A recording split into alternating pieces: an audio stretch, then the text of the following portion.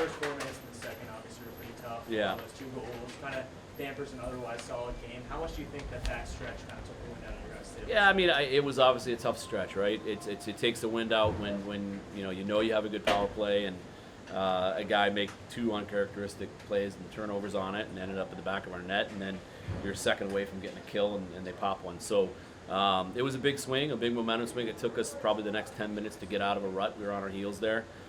Gibby stood strong for us, but I thought the difference in the game was their goalie. I thought their goalie played really well. Both teams made mistakes tonight, right? And you're going to make mistakes early in the season. Unfortunately, more of our mistakes ended up in the back of our net, right? I thought our guy was really good. Gibby played well. Their guy was just probably the best player on the ice, and that's a really good team. It's a good lesson. We got to manage pucks, and we got a tough schedule. Manage pucks. You're gonna end up paying the price that we did tonight. Very physical game tonight. How do you think that affected your guys' game and mentality throughout the game? We were fine. I thought we were incredibly disciplined. We took 2 penalties on the night.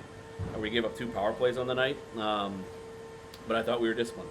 So I was really proud of Murch for not overdoing it there at the end. And that scrum, he did a good job. And it looked like maybe live Silly hit that kid high, but he fell, and it wasn't even a penalty. They didn't even call that a minor. So I thought we were disciplined tonight. We got to manage the game better. Got to close out periods. We didn't close out the first period today. I thought we probably outplayed them in the first, and then to go in with a 1-goal deficit was disappointing. On just again a mismanaged puck there in the last 2 minutes. Yeah, Coach, I was gonna say to follow up on that. I mean, the first 8 to 10 minutes of the game. Yeah. Did you like? I mean, you liked the pace and everything. Yeah, that you guys were playing? pace was great. I think I don't have a problem with how we played overall, minus the first 10 minutes of the second period. And we did it to ourselves. Again, you give a talented team like Michigan, odd man opportunities and 2-on-1s, they're going to put it in the back of the net. Those guys, they're good. They're one of the best teams in the country for a reason. So we just made too many mistakes. Again, they were opportunistic on our mistakes. We weren't on theirs, and we got a loss. Coach, I know special teams were something that you were confident in coming to this game, but the 2 shorthanded goals and a power play goal for Michigan, what kind of adjustments are in order for tomorrow? Yeah, I mean, the 5-on-6 is going to happen. It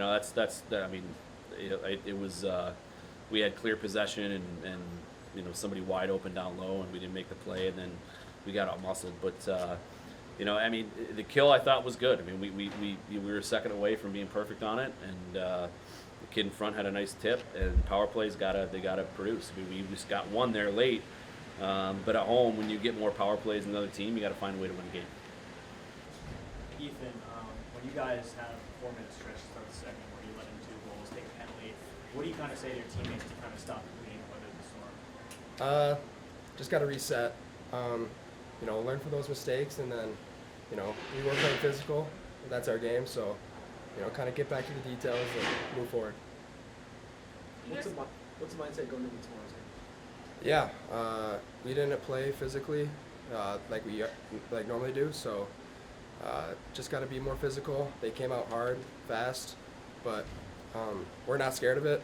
We're going to come out, we're going to watch film, dial in the little details, and then go from there. Your first period was your best period. What do you want to take in tomorrow from there? Yeah, I mean, it was a full team buy-in. Every guy was, hunting pucks, whether it was in the D zone, O zone. Just got to stay physical, use our speed, communicate, and have each other's backs. You guys again dominated that first period until that goal. What do you think, the flip was, that switch? What was the turning point? Obviously, when they score, it's a dagger, but it's how we come back from that. I think we let up a little bit on our physicality. Getting pucks in, we got to pressure them harder, but we know what we need to do better, and we'll execute.